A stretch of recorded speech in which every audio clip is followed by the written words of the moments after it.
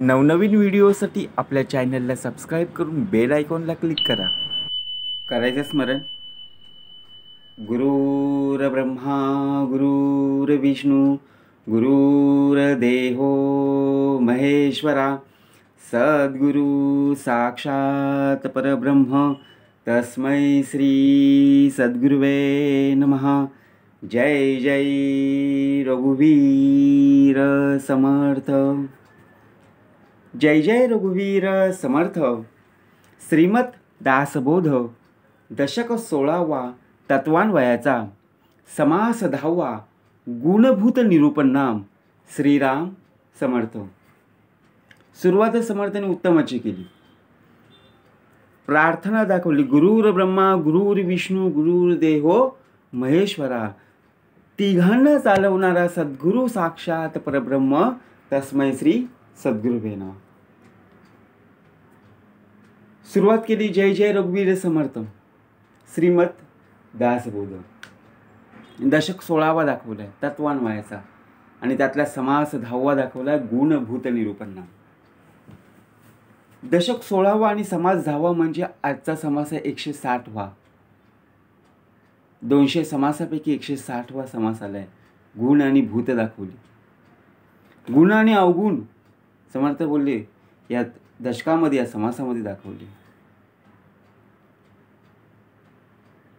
त्या दशकामध्ये समर्थांनी दाखवलं तत्वे दाखवली. गुण आणि भूत यांचं समर्थांनी काय केलं वर्णन करून दाखवले. श्रीराम समर्थ. पंचभूते चाले जग पंचभूतांची लगबग पंचभूत गेलिया मग काय आहे. श्रीराम समर्थ. पंचभूते चाले जग. पंचभूत दाखवली. महापंचभूत पृथ्वी आप तेज वायू आणि आकाश. पंचभूतांची लगबग पंचभूत गेलिया मग काय आहे.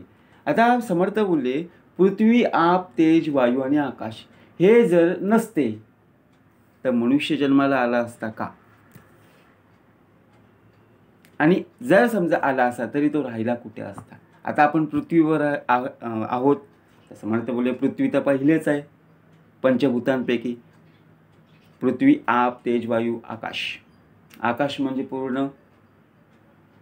पूर्णपणे पसरलेला आकाश आहेत. त्यामध्ये समर्थ बोलले निसर्ग सौंदर्य आहे. तलाव आहेत, नद्या आहेत, विहिरी आहेत, समुद्र आहेत. म्हणजे समर्थ बोलले जर हे नसते तर मनुष्य योनी जन्म घेऊन काय केलं असतं. नाहीच, काहीच फायदा नसता. राहिलो कुठे असतो. समर्थ बोलले पंचभूते चाले जग. चालते कशाच्या आधारे. जग कशाच्या आधारे चालते ते पंचमहाभूते. पंचभूते हे दाखवले. पृथ्वी आप तेज वायू आकाश यामुळे पूर्णपणे जग चालते. पंचभूतांची लगबग पंचभूते गेलिया मग काय आहे. 5 पंचभूते दाखवली. त्यापैकी एक जरी नष्ट झाला पृथ्वीच गेली तर पृथ्वीवर जेवढे राहणारे सर्व नष्ट होऊन जातील. वायू हवा तर पाहिजेच. समर्थ बोलले ऑक्सिजन घेतोय, कार्बन डायऑक्साईड सोडतोय. समर्थ बोलले जर वायू नसता तर जगणं कठीण झालं असतं. आकाश तर पूर्णपणे व्यापलेलं आहे. समर्थ बोलले हे महाभूते आपल्या शरीरामध्ये आहेत. श्वास घेतोय, श्वास सोडतोय. बघा समर्थाने उत्तमाचं श्रवण दिलं. पंचभूते चाले जग कशी सुरुवात केली. पंचभूतांची लगबग पंचमहाभूते गेली मग काय आहेत. श्रोता वक्तयास बोले. काय बोलला श्रोता वक्तयाला की भूतांचे महिमे वाढविले आणि त्रिगुण कुठे गेले सांगा स्वामी. पंचमहाभूते दाखवली आणि 3 गुण दाखवले त्रिगुण.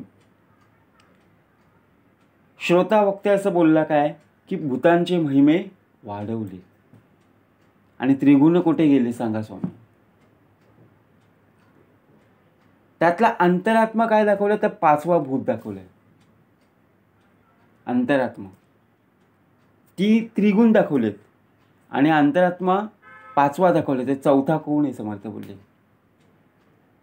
तर समर्थ बोलले गुरुर ब्रह्मा गुरुर विष्णू गुरुर्देवो महेश्वरा सद्गुरु साक्षात. हा समर्थ बोलले परब्रह्म कोण आहे. अंतरात्मा जरी तुझ्या अंतरी असला तरी चालवणारा कोण आहे. तुझ्या देहाला चालवणारा कोण आहे. अंतरात्मा 5वे भूत दाखवले समर्थ बोलले. त्रिगुण त्यांचे अंतभूत अंगभूत समर्थ बोलले. अंगी आहेत 3 गुण. आणि सावध करुणीय चित्त मन काय सांगितलं एकाग्र करुणीया मन बरे पाहे. 5 जसे आपल्याकडे समर्थ बोलले 8 विकार आहेत काम क्रोध लोभ मद मत्सर दंभ संशय आणि चिंता. त्याचप्रमाणे काय दाखवले पंचमहाभूते दाखवली आपल्याकडे आणि 3 गुण दाखवले. यामुळे आपला हा देह काय करतोय चालतोय बोलू शकतो. जे समर्थ बोलले भूत म्हणजे जितुके झाले त्रिगुण जाळ्यांत आले इतुकीने मूळ खंडले आशंकेचे. भूतान वेगळे काहीच नाही भूतजात हे सर्वही एका वेगळे एक काही घडेचे ना. आता समर्थ बोलले पृथ्वी आप तेज वायू आकाशी भूते आहेत. ही पंचमहाभूते आहेत समर्थ बोलले. आणि त्रिगुण दाखवलेत रजगुण तमोगुण आणि सत्वगुण. आता समर्थ बोलले आपल्याकडे कोणता गुण हवा तर सर्वात जास्तीत जास्त आपल्याकडे सत्वगुण हवा. 3 गुण दाखवलेत ना रजोगुण तमोगुण आणि सत्वगुण. का समर्थ बोलले सत्वगुण आहे. तमोगुण म्हणजे तामसी वृत्तीचा ज्याला बोलल्यावर लगेच राग येतो. रजोगुण म्हणजे लोभ हाव त्याला ज्याप्रमाणे असेल तो. म्हणजे आपला देह कोणत्या गुणांमध्ये बसतोय रजोगुणामध्ये बसतोय तमोगुणामध्ये बसतोय काय समर्थ बोलले सत्वगुणामध्ये बसतोय. सत्वगुण जर आपल्या पिंडामध्ये पेरली तर त्याचं आयुष्य समर्थ बोलले उत्तमच आहे. बरोबर. शुद्ध विजापोटी फळे रसाळ गुंठी. का समर्थांनी सांगितलं कारण समर्थ बोलले या 3 गुणांना रजोगुण सत्वगुण आणि तमोगुण या 3 गुणांना चालवणारा कोण आहे तर समर्थ बोलले अंतरात्मा. आत्म्याचेनी झाला पवन पवनाचेन प्रगटे अन्न अग्नीपासून जीवन ऐसे बोलतात. आता अग्नीचं वर्णन केलंय. अग्नी म्हणजे आग. का दाखवले समर्थ बोलले आत्म्याचेनी झाला पवन आणि पवनाचे प्रगटे अन्न. वारा हवा वारा आणि अग्नी समर्थ बोलले ज्याप्रमाणे एखादी आग जंगलामध्ये असो किंवा कुठेही लागलेली असो तर विझवण्याचं काम सुद्धा वारा करतो आणि पुढे नेण्याचं पण काम वारा करतो. बघा एखादी ठिणगी लागली असेल तर वाऱ्यामार्फत पसरली जाते आणि वणवा पेटतो. आणि कुठेही जरी आग लागली असेल तरी वाऱ्याच्या वेगाने विझू पण शकते. म्हणजे आपलं समर्थ बोलले वर्णन कसं केलंय. शोधा म्हणजे सापडेल. जीवन अवघे डबाबिले. पुढची ओवी काय दिली जीवन अवघे डबाबिले ते रविमंडळे आलेले वन्नी वायोचने झाले भूमंडळ. रविमंडळ म्हणजे समर्थ बोलले सूर्य. जीवन अवघे डबाबिले. जीवन आपलं डब्यासारखं आहे. एखादा डब्बा कोणाच्या अंतःकरणाला लागेल धक्का ऐसी वर्तणूक करू नका. पण समर्थ बोलले जीवन अवघे डबाबले पूर्णपणे आपलं डबाबले. आपण बोलतोय एखाद्या अरे जीवन व्यर्थ आहे त्याचप्रमाणे समर्थ बोलले ते रवी मंडळे आलेले वनी वायोचन झाले भूमंडळ.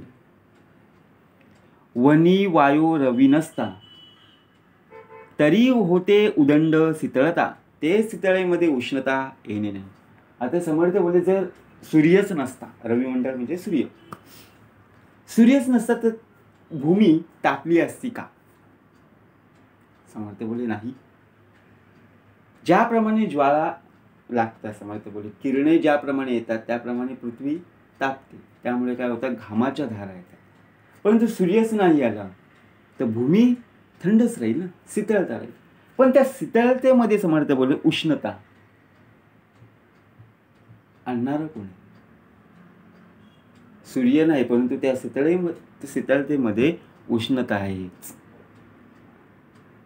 अवघे वर्मासी वर्म केले तरीच एवढे फांपावले. देहे मात्र तितुके झाले वर्माकरिता. अवघे शीतळेची असते तरी प्राणी मात्र मरुनी जाते. अवघ्या उष्णची करपते सकळ काही. ज्या ठिकाणी समर्थ बोलले प्राणी मात्र मरुनी जाते का? अवघे शीतळेची असते, थंडगार असते, शीतळ थंड, तरी सुद्धा प्राणी मरतायत. कारण त्यांना उन्हाचा, समर्थ बोलले उन्हाच्या झळा लागल्याच पाहिजे. थोडीफार तरी उष्णता हवी शरीरामध्ये. समर्थ बोलले जर थंडगार AC मध्ये जरी आपण बसलो, बघा समर्थ बोलले उत्तमाची ओवी आहे आणि उत्तमाचं स्मरण आहे. स्मरणामध्ये समर्थ बोलले वाट शोधायची. तुझा देह घरामध्ये आहे, बाहेर खूप कडाक्याचं ऊन आहे आणि तू थंडगार AC मध्ये बसलायस, बरोबर आहे, घामाच्या धारा येणार नाही. परंतु थंडगार AC मध्ये तुझा देह हा काय होईल, थकून जाईल. का थकून जाईल? तू जेव्हा घराबाहेर पडशील, AC बंद करून जेव्हा घराबाहेर पडशील तेव्हा तू आजारी पडणार, समर्थ बोलले. कारण त्यामध्ये समर्थ बोलले तुझ्या देहाकडे जेवढं सामर्थ्य होतं ना, पेलवण्याची ताकद होती. तुझा देह हा पंचमहाभूतांपासून बनवला आहे, बरोबर ना. आपण कडाक्याच्या उन्हामध्ये जरी आपण खेळलो तरी तुला ताप येणार. म्हणजे आपल्याला समर्थ बोलले की मध्यम पाहिजे, ऊन पण पाहिजे, थंडी पण पाहिजे. त्याचप्रमाणे समर्थ बोलले अवघे शीतळची असते तरी प्राणी मात्र मरवणी जाते. म्हणून समर्थ बोलले त्यांना सुद्धा काय पाहिजे, सूर्याचं दर्शन पाहिजेच. सूर्य जर उगवला नाही तर समर्थ बोलले फार कठीण आहे. म्हणून अवघ्या उष्णची करपते. एवढं पण ऊन नसावं की ते भूमी करपून जाते, शेती करपून जाते. त्यामुळे काय होतं, प्राणी मात्रांवर काय होते, संकट ओढवतात, बरोबर ना.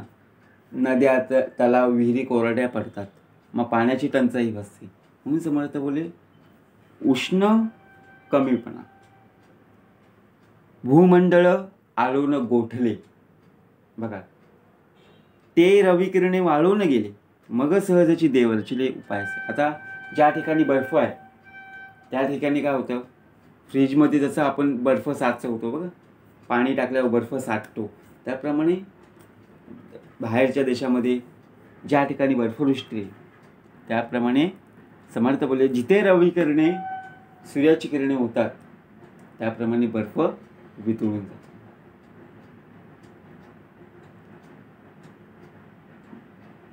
आपण फ्रीजमध्ये ज्यावेळी आपण बर्फ ठेवतो त्यावेळी बर्फ बाहेर काढल्यावर समर्थ बोलले आपोआप वितळून जातो. का? कारण त्यामध्ये थंडपणा कमी होऊन गरमपणा जाणवतो. म्हणून समर्थ भूमंडळ आळून गोठले ते रविकिरणे वाळून गेले मग सहजची देव रचिले उपाय असे. म्हणून केला पर्जन्य काळ थंड झाले भूमंडळ पुढे उष्ण काही शीतळ शीतकाळ जाणावा. शीतकाळ कष्टले लोक करपून गेले वृक्षाधिक म्हणून पुढे कौतुक उष्ण काळाचे. शीतकाळे कष्टले लोक, बघा थंडगार, थंड ऋतू म्हणजे हिवाळा असेल, उन्हाळा, पावसाळा आणि हिवाळा. हिवाळ्यामध्ये कष्टाळले लोक करपून गेले वृक्षाधिक. कुठे वृक्ष गेले तर उन्हामध्ये. म्हणून पुढे कौतुक उष्ण काळाचे. ज्याप्रमाणे रजोगुण, तमोगुण आणि सत्वगुण दाखवले त्याप्रमाणे उन्हाळा, पावसाळा आणि हिवाळा दाखवले. पावसाळा म्हणजे काय दाखवलं समर्थ बोलले? सत्वगुण दाखवले.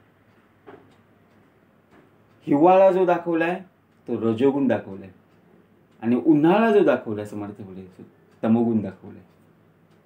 बरोबर ना? का दाखवलं समर्थ बोलले? सत्वगुण पावसाळा का दाखवला? ज्याप्रमाणे वृक्षांची वाढ होते, ज्याप्रमाणे सर्वत्र हिरवगार पसरतं, तो म्हणजे सत्वगुण. उन्हामध्ये कोणीही काय बोललं लगेच आपला पारा चढतो.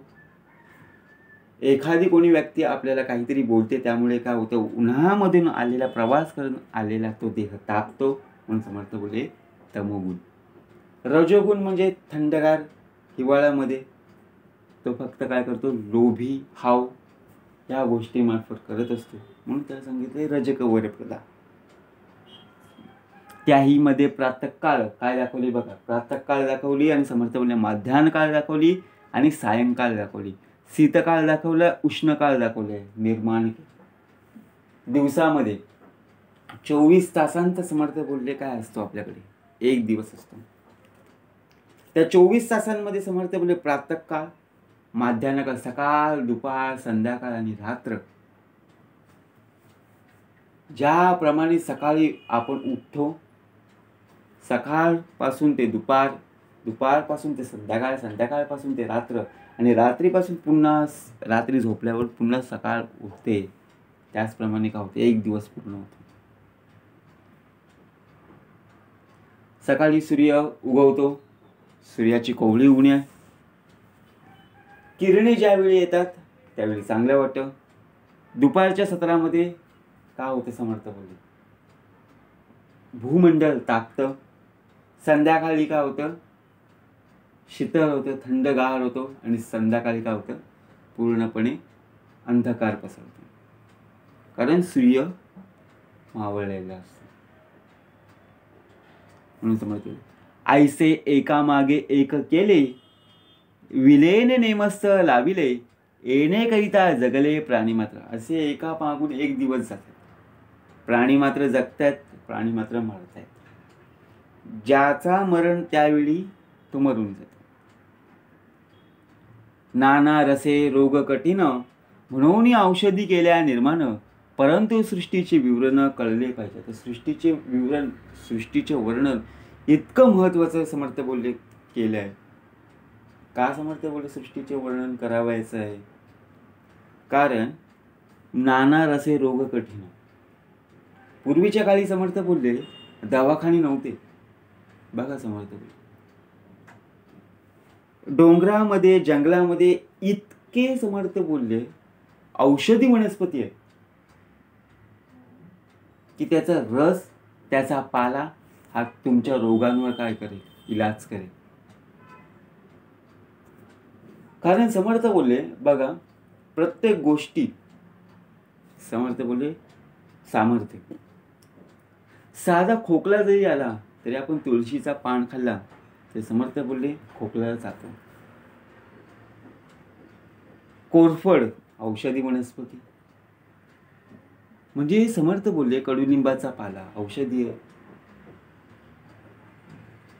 काय दाखवले समर्थ बोलले, औषधी वनस्पती जेथे जेथे आहेत सर्वत्र पसरलेल्या, असं काही नाही की एकाच ठिकाणी आहेत. पण त्या औषधी वनस्पतींचा जो रस आहे तो आपल्या शरीरासाठी काय गुणमात्र आहे, फायदेकारक आहे.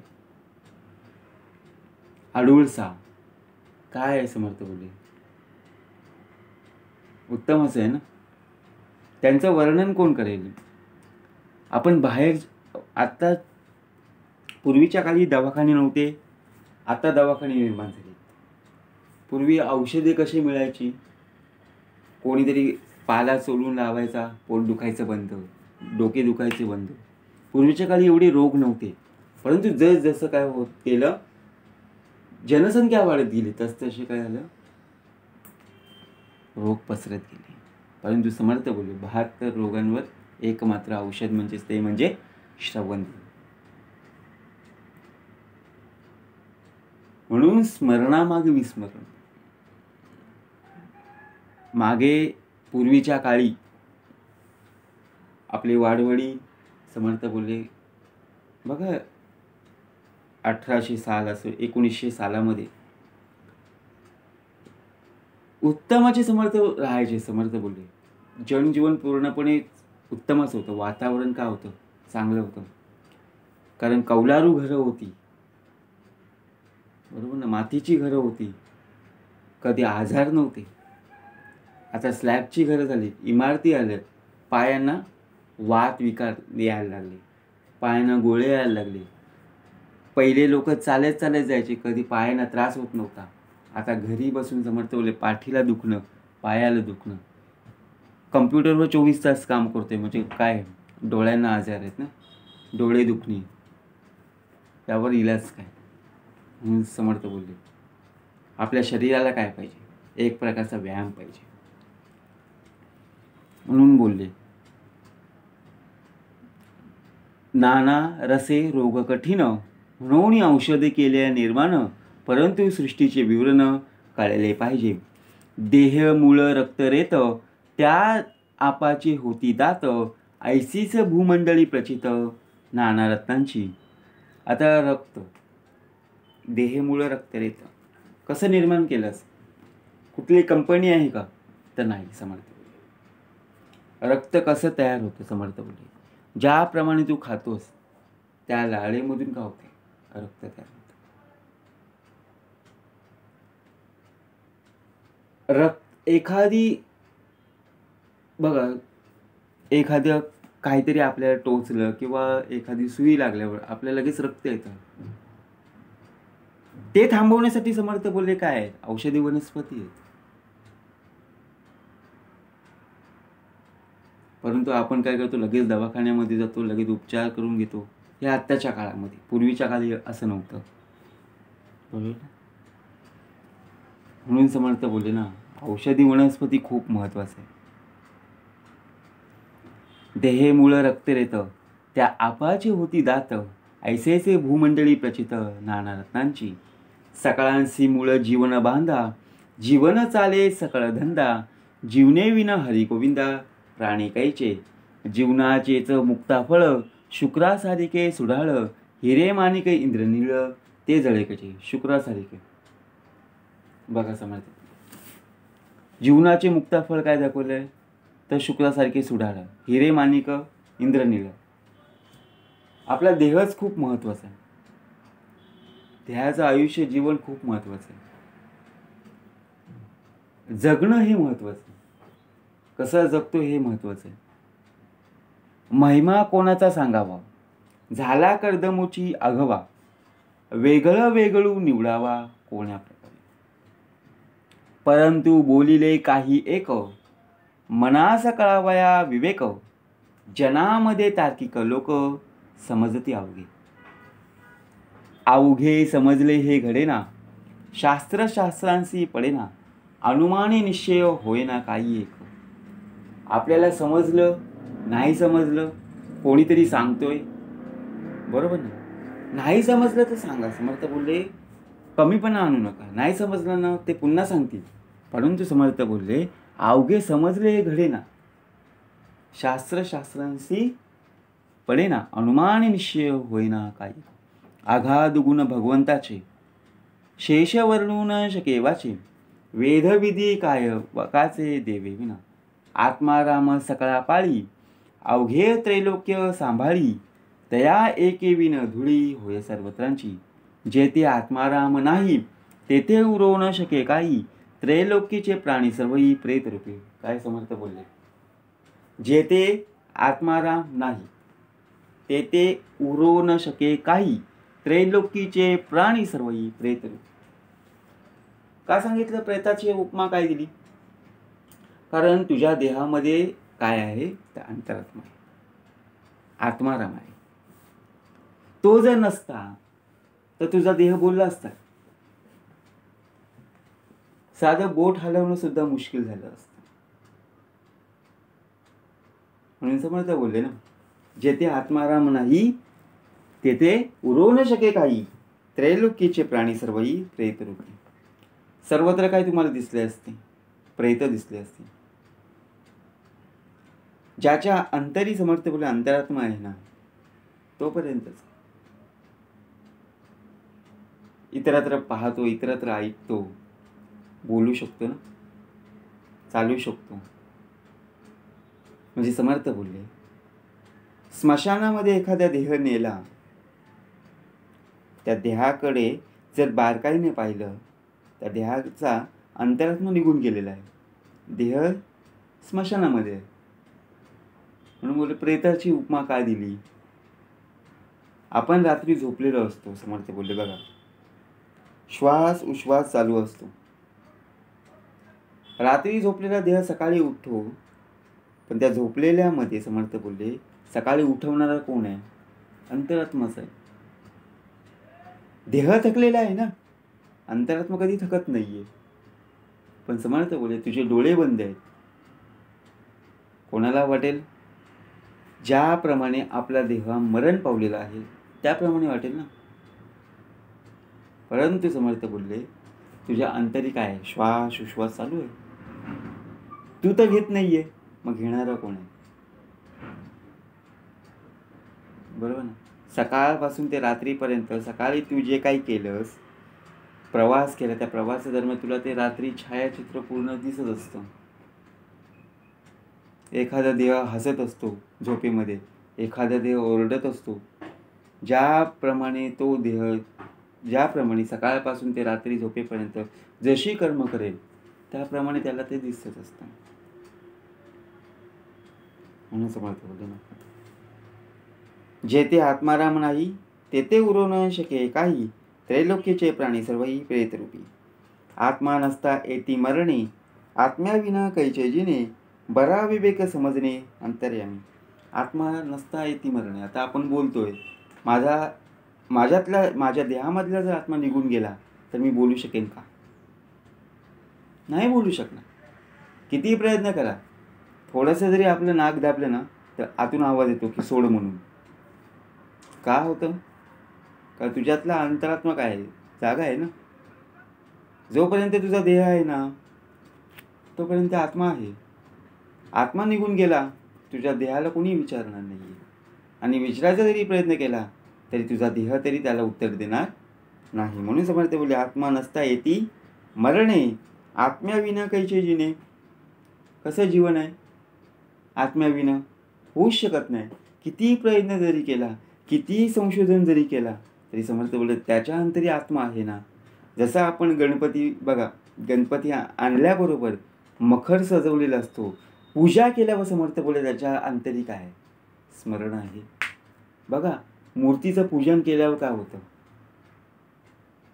आणि ज्यावेळी आपण विसर्जन करतो त्यावेळी बघा, कारण त्यांच्या अंतरी अंतरात्मा आहे. गणपती ज्यावेळी कारखान्यात असतात त्यावेळी बघा आणि मखरामध्ये आणल्यावर गणपती पहा. बरोबर ना समर्थ बोलले? फरक आहे. कारखान्यामध्ये असलेले गणपती आणि मखरामध्ये ज्यावेळी पूजन केल्यावर पहा गणपती. म्हणून समर्थ बोलले ना, आणि विसर्जन केल्यावर समर्थ बोलले त्यावेळी पहा. प्रत्येकाचं वेगवेगळं काय दिलंय? उदाहरण दिले.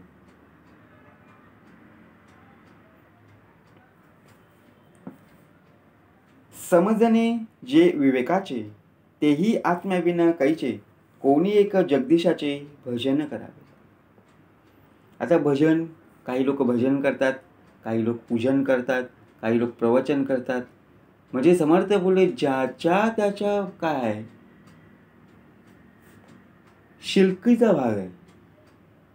समर्थ ज्याची शिल्लक आहे तो करतोय, ज्याचा त्याचा भावार्थ आहे. म्हणून समर्थ बोलले जयाचा भावार्थ जैसा आहे ना तयास लाभ तैसा.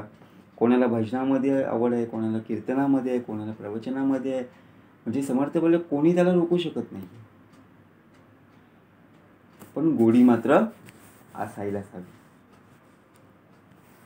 उपासना प्रगट झाली तरीही विचारणा कळली, या कारणे पाहिजे केली विचारणा देवाची. आता उपासना प्रगट झाली, उपासना केल्याबरोबर आपल्याला काय मिळतं? समर्थ बोले सामर्थ्य तर मिळतंच, बरोबर ना. पण ही विचारणा कळली, कोणाला विचारावं की माझी उपासना देवाकडे पोहोचली का? आपण ज्याप्रमाणे आपण देवाकडे प्रार्थना करतो, देवाची उपासना करतो, ती देवाकडे पोहोचते का? ही कोणाला विचारणा तुम्ही केली का? समर्थ बोलले. समर्थ बोलले तुझ्या अंतरात्म्याला विचार. अंतरात्मा घेऊन देतो. अंतरात्म्यामध्ये देव आहे ना. म्हणजे तुझ्याकडून जी काय उपासना होते, तुझ्याकडून जी काय भक्ती होते, तुझ्याकडून जे काही श्रवण होते, तुझ्या परेमध्ये पोहोचतोय, तुझ्या अंतरी आहे. म्हणजे समर्थ बोलले पोचलाय. तुझी उत्तमाची काय आहेत? कर्म आहेत, बरोबर ना. म्हणून समर्थ बोलले उपासनेचा मोठा आश्रय उत्तमाची उभी. उपासनेचा मोठा आश्रय उपासने विन निराश्रयो, उदंड केले तरी जयो प्राप्त नाही. आता का समर्थ बोलली उत्तमाची उभी दिली? उपासना जर केली, उपासनेमध्ये जर राहिला, तर समर्थ बोलले तुझ्या देहाला एकही कोणी काही करू शकत नाही. कारण समर्थ बोलले समर्थाची या सेवका वक्र पाहे, असा सर्व भूमंडळी कोण आहे. म्हणून सांगितलं उपासनेचा मोठा आश्रय दिलाय एक प्रकारचा. उपासना जर उलटा केला तर नाश पाऊ. बघा समर्थ बोलले, बरोबर ना. उत्तमाची ओवी दिली. कारण 8 विकार हे आपल्या देहाभोवती फिरतच असतात. कधी आम्हाला चान्स मिळतो, कारण ते 8 विषय टपलेलेच आहेत.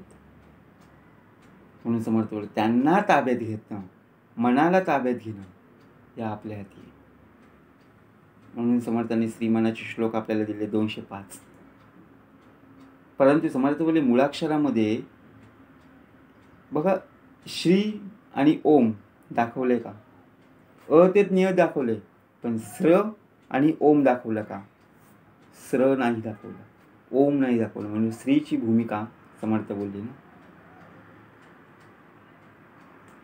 बरोबर ना.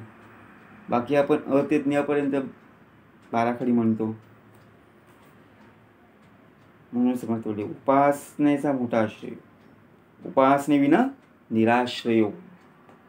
आश्रय दिला आणि निराश्रयाचा सांगितलं. उदंड केले तरी जयो. किती काही केलंस तरी समर्थ बोलले काहीच नाही, प्राप्त नाही. समर्थाची नाही पाठी, त्यास भलताच कुटी, या कारणे उठाउटी भजन करा. समर्थाची नाही पाठी म्हणजे काय? तुझ्या अंतरी स्मरण आहे, ही तुझ्या अंतरी काय पाठी. तुला वाचवणारा कोण आहे? तुला चालवणारा कोण आहे? तुझ्या अंतरी कोण आहे? ज्याचं स्मरण आहे तेच म्हणजे समर्थ बोलले तुझी पाठी आहे.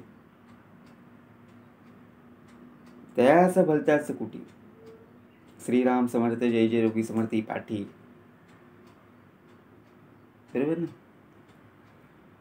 या कारणे उठाउठी भजन करावे. भजन साधन अभ्यास येणे पाविजे परलोकांस, दास म्हणे हा विश्वास धरिला पाहिजे. आता भजन साधन अभ्यास म्हणजे काय?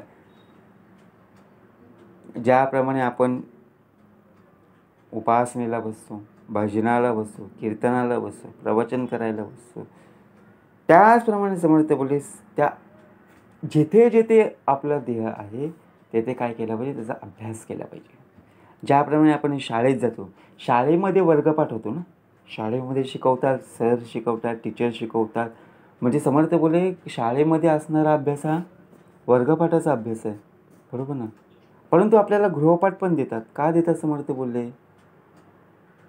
गृहपाठ असणे आवश्यकच आहे, कारण ती तुझी उजळणी आहे. समर्थ बोलले म्हणून समर्थ बोलले कीर्तन करताना, भजन करताना, पूजन करताना, उपासना करताना आपण मंदिरामध्ये जातो, आपण ज्या ठिकाणी जातो त्या ठिकाणी आपण काय करतो? वर्गपाठ करत असतो.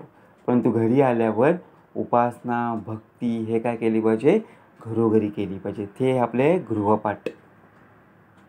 समर्थ बोले नुसतं वर्गपाठ करून फायदा नाही आहे. वर्गपाठाला गृहपाठाची आवश्यकता आहे. परमार्थाला श्रवणाची जोड आहे. परमार्थातून जर श्रवण वजा केले तर झिरो आहे. म्हणून परमार्थ तिथे होतो तिथे श्रवण होणं आवश्यक आहे. नुसतं श्रवण करून फायदे नाही. ते श्रवणाला परमार्थाची जोड आहे. परमार्थ आणि श्रवण मिळून तुझा देह आहे. म्हणून समर्थ बोले भजन साधन अभ्यास येणे पाहिजे परलोकांस. दास म्हणे हा विश्वास धरीला पाहिजे. आता विश्वास म्हणजे काय? दास म्हणे हा विश्वास. विश्वास पाहिजे. भगवत वचनी अविश्वास आहे ऐसा कोण पतीचा असे. विश्वासामधून जर तुम्ही अविश्वास दाखवला तर तुझा देह तिथे झिरो झाला. म्हणून समर्थ बोलले काय दाखवलं? भगवत वचनी अविश्वास आहे ऐसा कोण पतीचा असे. भगवत वाक्य विरहित नसे बोलणे तिचे. म्हणून बोलले की भजन साधन अभ्यास येणे पाहिजे परलोकास. दास म्हणे हा विश्वास धरीला पाहिजे. इति श्रीदास बोधे गुरु शिष्य संवादे गुणभूत निरूपणाम समास 10वा. जय जय रघुवीर समर्थ.